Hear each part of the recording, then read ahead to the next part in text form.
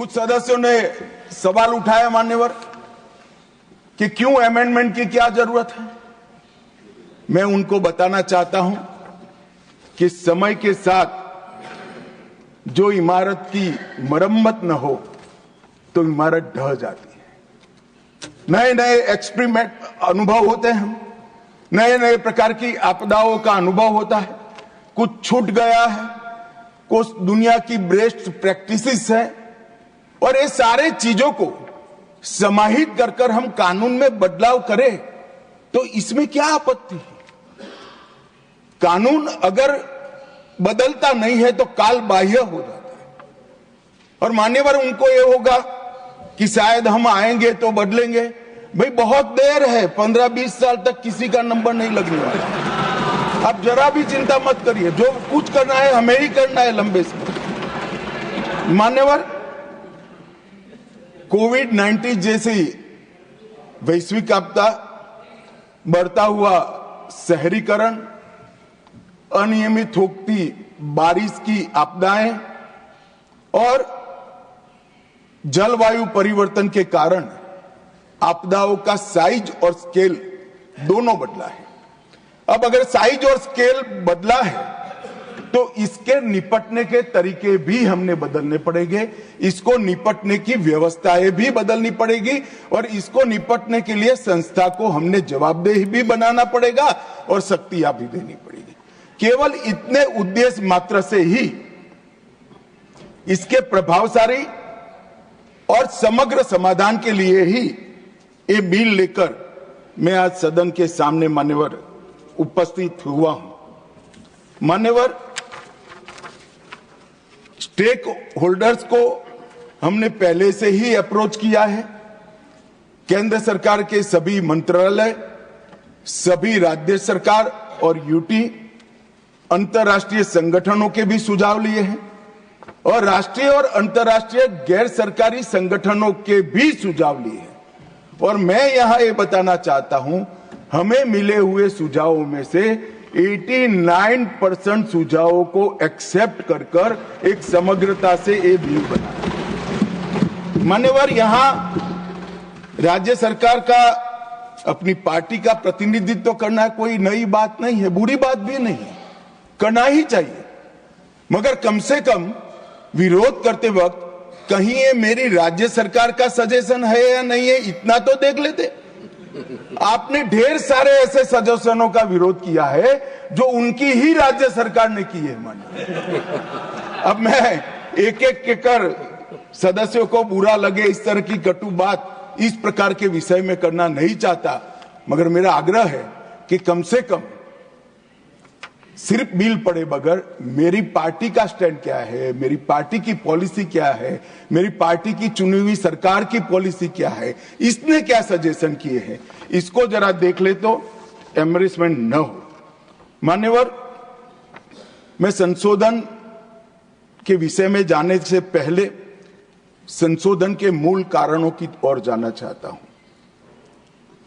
हम इस विधेयक के माध्यम से रिएक्टिव रिस्पॉन्स से प्रोएक्टिव रिस्क रिडक्शन की ओर जाना चाहते हैं। मान्यवर, मैन्युअल मॉनिटरिंग की जगह से एआई आधारित रियल टाइम मॉनिटरिंग की ओर जाना चाहते हैं मान्यवर, और रेडियो पर चेतावनी की जगह सोशल मीडिया एप्स और मोबाइल की चेतावनी की ओर जाना चाहते हैं। गवर्नमेंट लेड रिस्पॉन्स की जगह मल्टी डायमेंशनल रिस्पॉन्स, जिसमें सोसाइटी भी शामिल है, नागरिक भी शामिल है, उसकी ओर जाना चाहते हैं।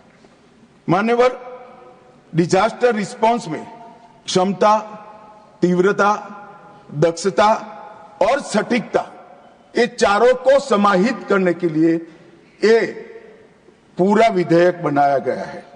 और ये तो हम सब ने स्वीकारना पड़ेगा मान्यवर, 10 साल के अंदर जो परिवर्तन आया है डिजास्टर मैनेजमेंट के क्षेत्र में, हम राष्ट्रीय स्तर के साथ साथ रीजनल और ग्लोबल पावर बनकर उभरे हैं, ये पूरी दुनिया स्वीकार करती है। और भारत की ये सक्सेस स्टोरी को लंबे समय तक बनाने के लिए, बनाए रखने के लिए ये विधेयक है। मेरे शब्द प्रयोग को कोई गलती से न समझे, मैं सरकार की सक्सेस स्टोरी नहीं कहता, भारत की सक्सेस स्टोरी को लंबे समय तक बनाने की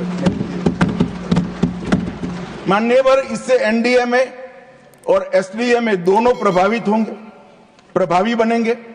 राष्ट्रीय और राज्य स्तर पर, दोनों स्तर पर आपदा डेटाबेस का सृजन होगा।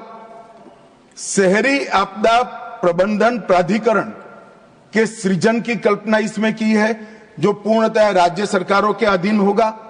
और 15वें वित्त आयोग की जो सिफारिशें हैं, इसका 100% इम्प्लीमेंटेशन के लिए भी इसका एक खाका बनाने के लिए एक वैधानिक ताकत एनडीएमए और एसडीआरएफ को देगा। मान्यवर, इसके अंदर ट्रांसपेरेंसी, केवल इंफॉर्मेशन साझा करना ट्रांसपेरेंसी नहीं है, ट्रस्ट, क्रेडिबिलिटी और अकाउंटेबिलिटी, ये तीनों तत्व इसके अंदर डाले गए हैं। रिस्पॉन्सिबिलिटी केवल कार्यभार सौंपना नहीं है, well defined roles, full stop comma में भी कंफ्यूजन न हो, ऐसे वेल डिफाइंड रोल्स हमने किया है। और साथ में नैतिक जिम्मेदारियों को भी डालना मान्यवर हमने काम किया है। एफिशिएंसी का मतलब पुराने विधेयक में केवल गतिशीलता था, हमने संसाधनों का सर्वोत्तम उपयोग, इसके लिए भी रिस्पॉन्सिबिलिटी फिक्स की। और सिनर्जी का मतलब केवल टीम वर्क नहीं है, हमारी तैयारी, सुप्रबंधन, समन्वय तीनों कर सिनर्जी के साथ ये आपदा के खिलाफ लड़ने का इसके अंदर एक प्रयास किया गया है। तो ये 4 पिलर्स केवल शब्द नहीं है।